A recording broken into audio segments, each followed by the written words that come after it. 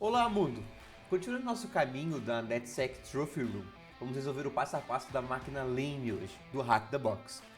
Caso você não conheça a NetSec Trophy Room, eu vou deixar um link na descrição do vídeo, mas basicamente é uma lista de máquinas, tanto do Hack the Box como outros serviços como o VulnHub, para você treinar e estudar para essas certificações como o SCP.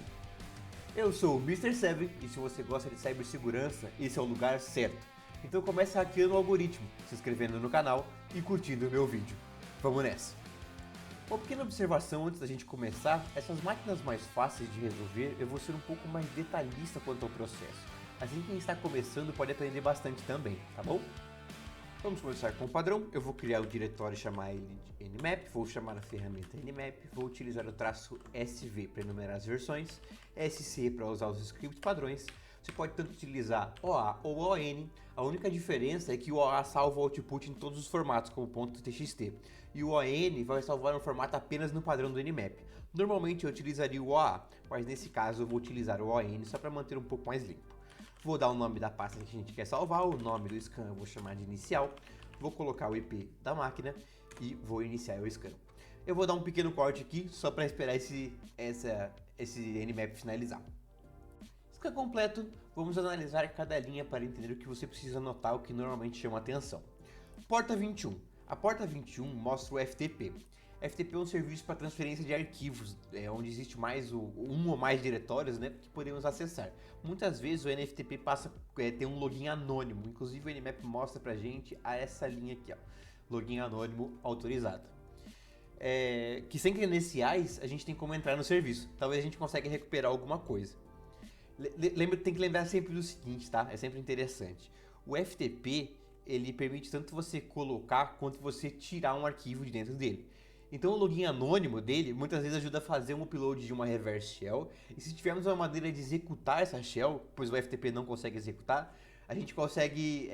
É bem fácil de você ganhar essa reverse shell. Normalmente o par porta 21 FTP e porta 80 HTTP, como um website, por exemplo, se o website está conversando com esse diretório da porta FTP, a gente coloca uma shell nele usando o FTP e executa pela porta 80. Sempre uma boa ideia. A porta 22 é raramente uma porta de entrada. Ela não é muito conhecida como uma porta vulnerável, mas de qualquer forma sempre é válido anotar a versão dela. E a parte boa é que o SSH mostra pra gente qual é o sistema operacional. É uma aproximação, tá? Nem sempre isso aqui tá certo. Mas pelo menos a gente sabe que provavelmente é uma máquina Ubuntu, ou seja, a gente está lidando com Linux e não Windows. 139445. Essa aí eu chamo da dupla dinâmica nas vulnerabilidades. O SMB é notável pela falta de segurança, então essas portas são definitivamente algo que você sempre tem uma atenção um pouco maior nelas. Principalmente que a porta 139445 é padrão do Windows, mas não muito comum do Linux. O fato de a gente ter visto o Ubuntu aqui em cima com o SSH e tá vendo essas duas portas abertas chama ainda mais atenção, tá? É uma coisa que você tem que ter na mente aqui. Essas duas portas normalmente tem alguma coisa errada com elas. Tem diversas razões para isso, tá? Ela também é uma porta que é difícil de configurar, nem todo mundo pega o jeito muito certo. Ela sempre fica com algumas pontas soltas, digamos assim. Ela também tem um login anônimo, assim como o FTP, então a gente pode tentar entrar nela sem credenciais, assim como a gente fez, como a gente vai fazer com o FTP, na verdade. Entre outros, tá? Ela também tem vulnerabilidades e exploits conhecidos nas versões. Enfim, é uma porta que é sempre bom a gente ter uma atenção muito boa em cima dela. Já analisamos o nosso scan, agora o que eu vou fazer? Eu vou aqui no Cherry Tree normal, tá? Isso aqui é só uma ferramenta pra gente tomar nota. Normalmente eu utilizo o Obsidian. Depois eu vou fazer nem que seja um short vídeo, alguma coisa assim, só mostrando como que eu utilizo o Obsidian, como que você pode utilizar. É uma ferramenta maravilhosa. Mas só pra mostrar mais ou menos o que eu faria, eu vou criar um node aqui só pra a gente salvar aqui e colocar um pouco de padrão, organizar um pouquinho. Basicamente você viria aqui, tá? Isso é padrão, você sempre faz isso. Vem aqui nas ferramentas, nessa scan do Nmap e vê qual é o serviço e qual é a versão dele.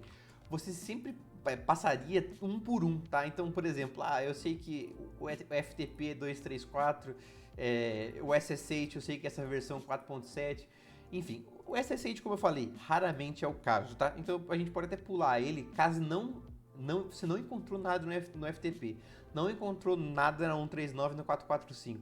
Aí vale a pena você dar uma olhadinha por cima no SSH. Mas como eu falei, são raros os casos, tá? E o SMB, né? Acho que eu não copiei o nome do serviço, né? Mas é Samba. Pronto. A gente sabe agora que esse aqui é o FTP, esse aqui é a versão do SMB, e depois que a gente testar o login anônimo, por exemplo, a gente pode tentar procurar por essa versão aqui e ver se ela tem alguma vulnerabilidade conhecida. Então vamos começar pelo FTP. Vou começar pelo FTP, a gente vai... Deixa eu só voltar aqui pro meu terminal. Eu vou digitar FTP, vou colocar o IP do alvo que eu quero atacar, porque a gente vai tentar o login anônimo. O Nmap já mostrou pra gente que é possível, mas eu sempre gosto de tentar isso manualmente. Às vezes a gente tem uns falsos positivos, tanto pro negativo quanto pro positivo, né? Então, às vezes ele fala que é possível, mas não é, e às vezes ele fala que não é possível, mas é. Então eu sempre gosto de tentar manualmente. O nome você vai digitar sempre Anonymous, que é anônimo em inglês. Esse é o padrão do FTP, tá? A senha pode ser qualquer coisa, então se você digitar senha, por exemplo, ele vai logar.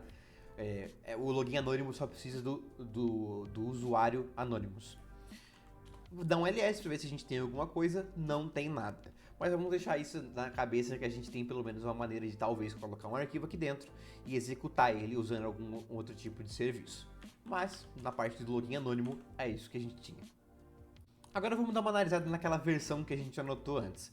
O que eu vou fazer, eu vou utilizar uma ferramenta chamada Certsploit. Se você não conhece, o Certsploit nada mais é do que o ExploitDB, que é esse site aqui. Ele é a bíblia das vulnerabilidades, tá? É um site que é extremamente útil e você vai usar ele constantemente para procurar por versões, o que é vulnerável, o que não é, quais são os ataques que a gente pode fazer contra aquele serviço, contra aquela versão.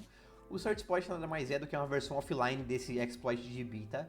Então, é só por isso que vale sempre deixar o seu sistema bem atualizado com apt update, apt upgrade, porque ele puxa e atualiza esse Certsploit aqui também com o banco de dados do ExploitDB. Beleza? Eu vou pegar aquela versão então do FTP que a gente anotou aquela hora, então eu vou digitar FTP. E essa palavra é sempre difícil para falar para mim. E eu vou digitar só 2.3, tá? Eu não vou colocar o 4. Por que eu não vou fazer isso? É comum algumas vulnerabilidades elas terem um intervalo em vez de uma versão.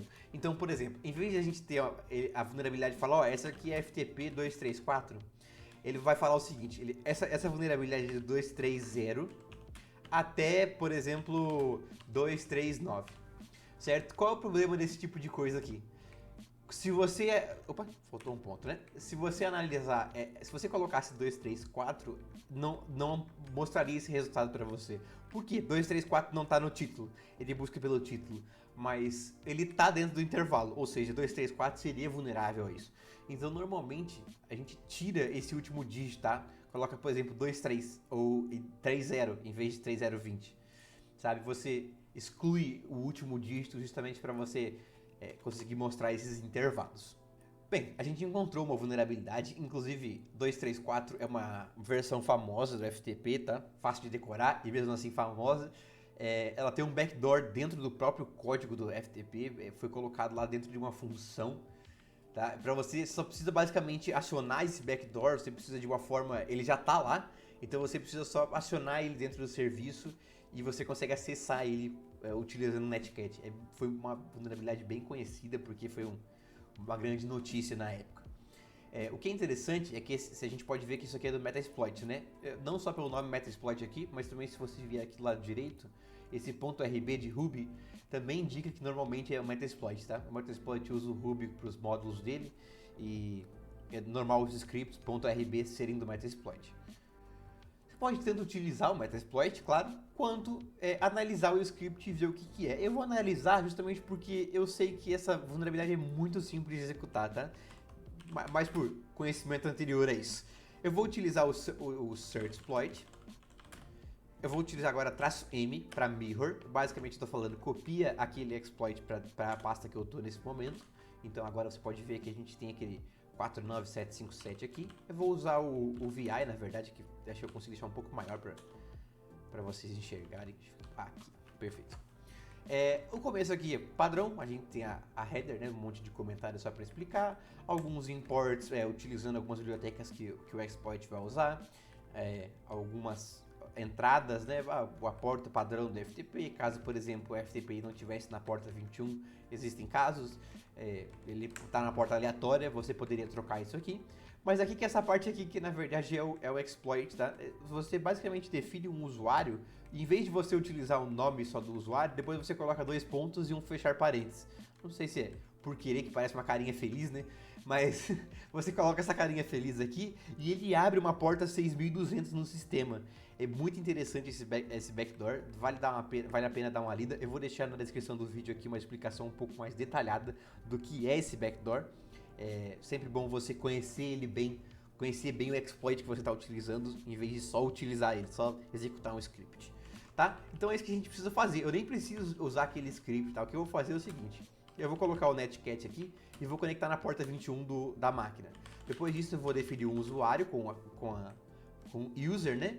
Pode ser qualquer coisa, então eu vou digitar Mr7 aqui, por exemplo, e daí eu vou colocar a carinha feliz, os 2 pontos e fechar parênteses.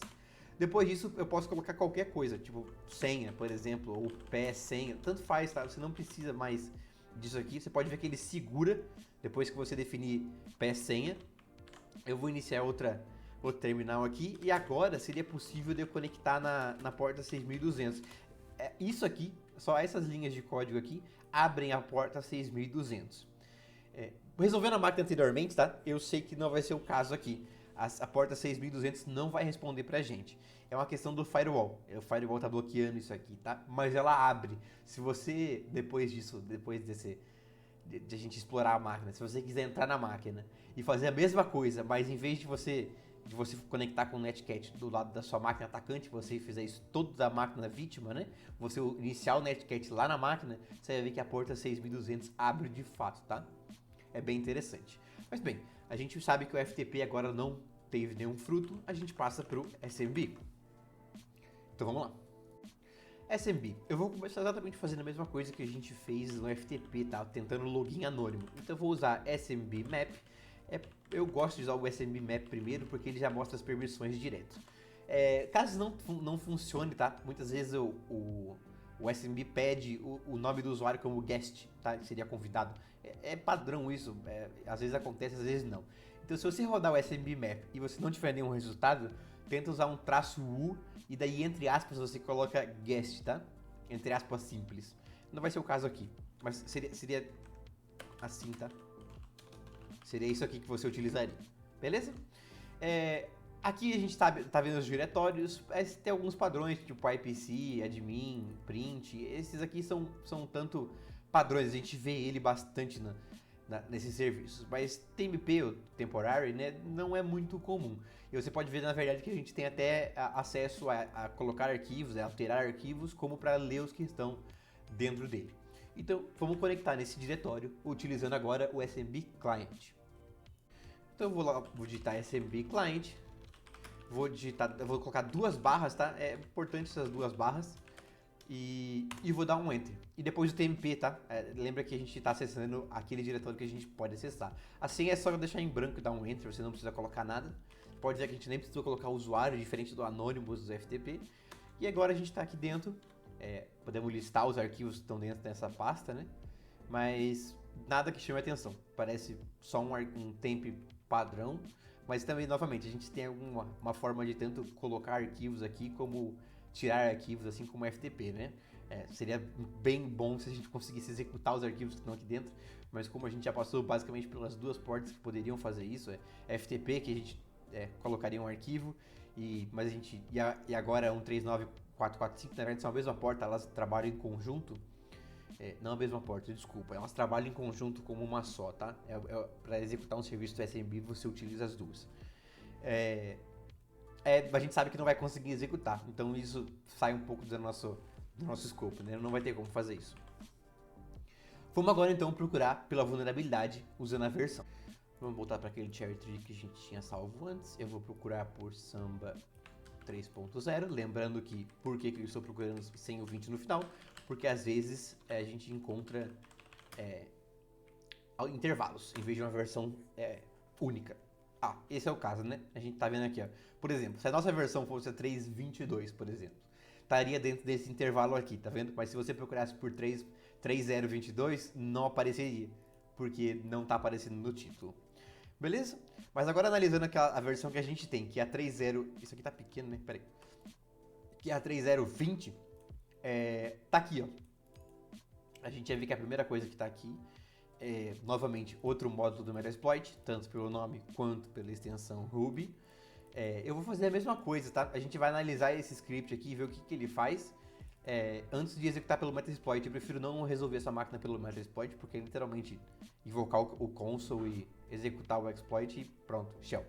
Mas eu vou mostrar isso um pouco mais no passo a passo, até para entender o que é que a gente está fazendo.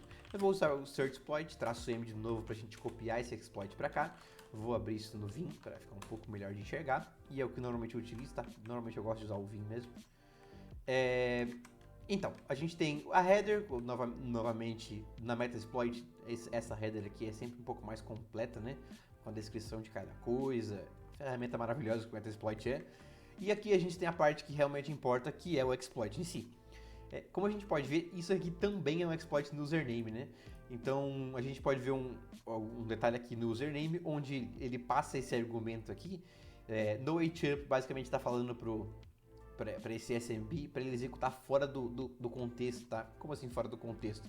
Ele vai executar esse comando fora do contexto do SMB, ou seja, no terminal padrão. Em vez de executar isso dentro do SMB, ele vai sair, vai dar um escape disso e vai executar no sistema como um todo.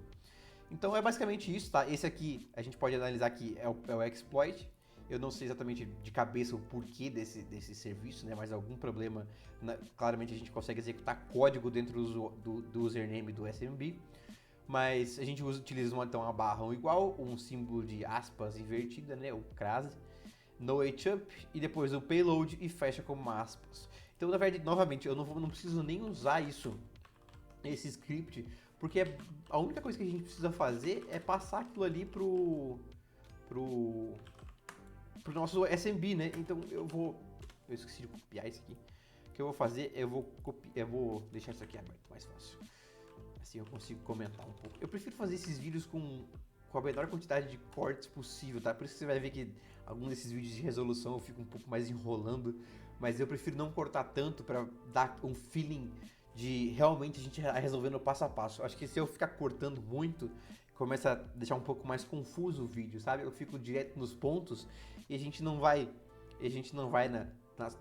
no que realmente ensina você que vale mais a pena você errar e tentar todas as formas do que não existe uma maneira de você simplesmente saber a resposta. Essa é a beleza da coisa, né? Você resolver o enigma.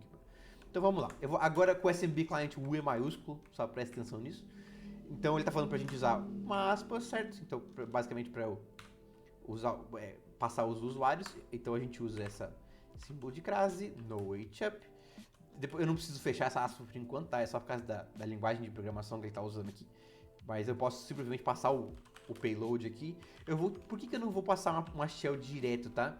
Eu não gosto de, por exemplo, passar uma reverse shell aqui direto. Por que não?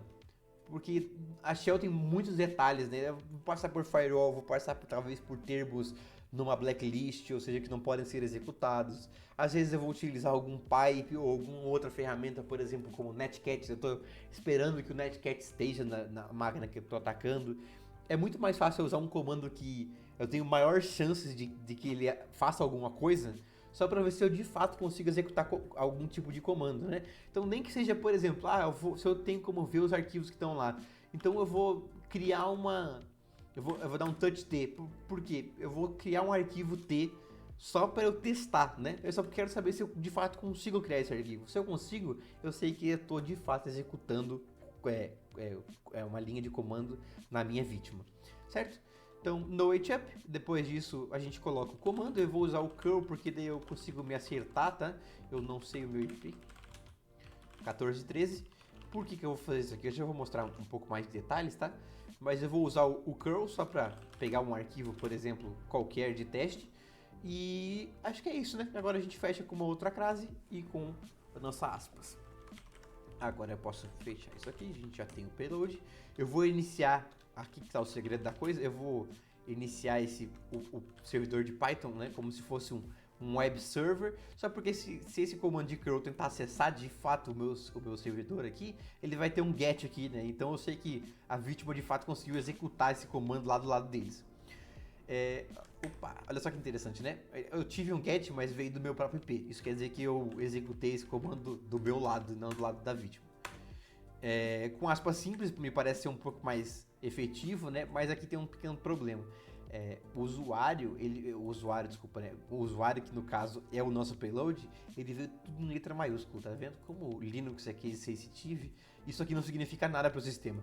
Então a gente precisa debugar um pouco melhor, porque não está funcionando.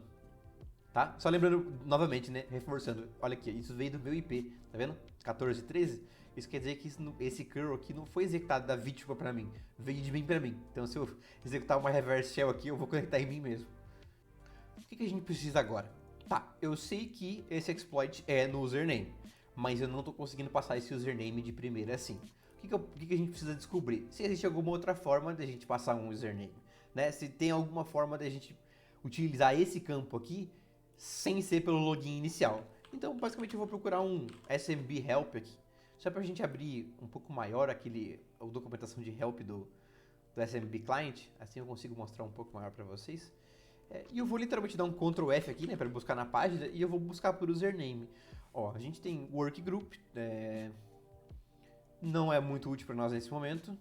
A gente tem o traço U, que a gente acabou de passar isso e não deu certo, então a gente sabe que isso aqui está fora do que a gente consegue fazer.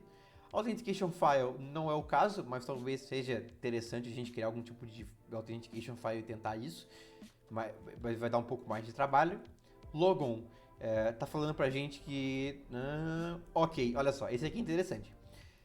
Por quê? Ele tá falando pra gente que a gente consegue estabelecer uma sessão a partir de outra. Então é basicamente um SU, né? Ou seja, eu estou trocando de usuário. Eu estou indo de um usuário A para um usuário B dentro do usuário A. Então eu logo como usuário A, depois eu utilizo o comando de logon para trocar para o B. Assim como se fosse o SU, né? A gente tem o SU, por exemplo, Kali, ou o sudo SU para a gente subir para root. Enfim, é a mesma coisa. Então é isso que a gente tem que fazer. Eu vou me conectar pelo menos a gente pode tentar fazer, na verdade, né? Eu vou me conectar usando o SMB client, porque a gente já tem um usuário, né? O usuário anônimo, o usuário guest, teoricamente já é um usuário pra gente. Então o que eu vou fazer é que, primeiro eu vou copiar esse payload, né? Só para não ter que digitar ele inteiro de novo. Eu vou tirar esse usuário inteiro e eu vou me conectar como guest, que nem a gente fez naquele começo. Eu vou me conectar direto a ele, por quê? Porque agora eu estou no usuário A e a gente consegue utilizar logon para passar para o usuário B. Bem, vamos lá então. Eu vou utilizar o logon e em vez de eu passar um usuário, que seria tipo Mr.7, assim como o comando fala pra gente, né? Passa um usuário e uma senha, a gente nem vai precisar passar a senha, né? Eu vou colocar aquele... Opa, eu não copiei? Eu jurava que eu tinha copiado. Não, tudo bem. Vamos lá, eu só vou abrir aqui de novo, porque eu não lembro de cabeça qual é o payload. Então, aspas, no HTTP, faltou aspas invertida aqui, né? E agora curl, HTTP, eu sou 1413, se eu não me engano, e a gente termina com uma aspas aqui, certo? De novo, eu vou começar aquele servidor do Python, senão a gente não vai conseguir ver se eu me acertei ou não. E vamos mandar bala. Agora sim, ó, olha só. Agora a gente teve um get do IP da vítima, tá vendo aqui? Do IP da máquina que a gente está atacando. Então, com certeza eu estou me acertando agora. Isso quer dizer que a gente pode tentar uma reverse shell.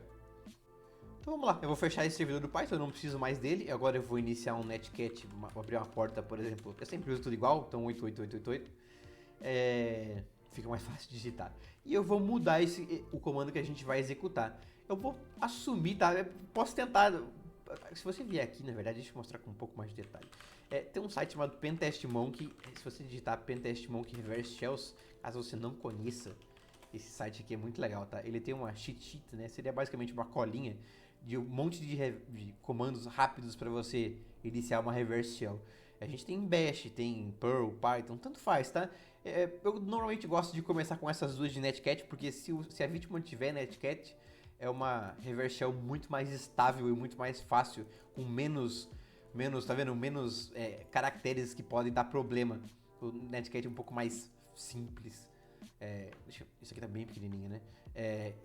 Um pouco mais simples, tá vendo? Diferente dessa, olha o tanto de caractere especial que tem, por exemplo, uma shell em Ruby. Mas a do Netiquette é super simples. Então eu vou começar com essa aqui, que é um pouco mais simples. Tá, por que eu tô fazendo isso também, tá? Porque eu lembro que a gente viu naquela máquina lá que ela era Ubuntu. O Linux costuma, por padrão, ter o Netiquette, né? Então é muito mais comum você ver no Linux o Netiquette do que numa máquina Windows. Se fosse um Windows, dificilmente eu tentaria essa shell aqui. Eu iria para PowerShell. Beleza? Vamos lá, então eu só vou copiar essa shell ali que a gente usou. Eu vou ter que alterar, claro, o IP daqui, que é o meu, na verdade, né, e não o padrão, e a porta para 8888. Certo? É isso. Vamos dar um Enter aqui e parece que a gente tem uma conexão. Se eu der um Who am I, só para testar, ver se a gente de fato está conectado, root, não precisamos nem fazer o private escalation, né? Eu já estou como usuário administrador da máquina. Caso você não saiba por que não está aparecendo o começo aqui, tá? Que a gente está vendo aqui, por exemplo, esse root call aqui, um detalhe chamado TTY. Você até costuma tanto, Linux, quando você entra, você sempre dá um spoil TTY, tá? Isso é padrão, é raro os casos que você não vai precisar. Então eu sempre uso um with Python, que basicamente busca o binário com esse nome, né? Só para ver qual versão do Python eu estou utilizando, se não é Python 2, Python 3. E agora, a única coisa que muda é isso, tá? Se fosse Python, por exemplo, nesse caso que é Python assim, mas se fosse 3 eu colocaria um 3 aqui. Essa é a única diferença. Então eu vou dar um import, pty, esse comando fica um pouco decorado, tá? pty.spawn, bin bash e fecha. Eu esqueci o traço C. Foi erro meu, tá? Eu esqueci o traço C. Claramente eu errei. Pera aí. Vamos de novo aqui. Eu vou estabelecer a shell de novo. Mesma coisa, tá? Python, só que eu esqueci do traço C. Falei que o comando fica decorado e esqueci, né? fica um pouco hipócrita isso, mas você entendeu o que eu quis dizer, vai. Deixa eu ver. Bin bash. E ponto. Agora sim. Olha só que interessante. Agora a gente tá vendo esse... Deixa eu colocar isso numa pane só. O root lame aqui, ó. Agora a gente tem um controle melhor. Se eu entrar em root e dar um ls, aqui está root.txt. A gente já pode pegar ela e resolver a máquina. E no caso dos usuários, eu posso dar um cd home. Max parece ser o nome do outro usuário. E aqui está o user.txt. O que eu gosto sempre de reforçar, tá? Se alguma coisa aqui pareceu muito difícil, se isso aqui é muito complicado, não se preocupa. A gente aprende passo a passo. O que eu sempre recomendo fazer? Volta um passo anterior. Então, por exemplo, é muito complicado, mas eu já nem sei o que é FTP. Então vai por passo, entendeu? Cria uma lista, por exemplo. Eu não sei o que é FTP. Vai lá e aprende o que é FTP. Dá um checkzinho. Ok, aprendi isso. O que é SMB? Vai lá e aprende o que é SMB. Precisa ser muito... eu preciso aprender tudo sobre SMB. Não, você só precisa saber, entender o que ele é. O que é essa porta 139? O que é a porta 1445? Vai lá e dá um checkzinho. Ok, beleza, agora eu aprendi. Depois disso, eu quero aprender o que é o search exploit. Eu não lembro o que é o search exploit. O que é o Netcat? Eu não sei o que é o Netcat. Vai passo a passo, vai construindo o seu conhecimento por passos pequenos, em vez de tentar dar um passo muito grande que fica muito mais difícil. Mas eu sempre gosto de falar isso porque às vezes a gente assusta, né? Se você está começando agora, esse tipo de coisa pode até assustar, mas constrói seu conhecimento de passo a passo, com passos menores, fica muito melhor, fica muito mais tangível, tá bom? Era isso que eu tinha para mostrar para vocês hoje. Por favor, entre no canal do Discord para a gente poder conversar lá dentro. Acho que eu quero criar essa comunidade para todo mundo ficar divulgando conhecimento e aprendendo junto. Era isso que eu tinha para falar para vocês hoje. Um grande abraço de urso e tchau!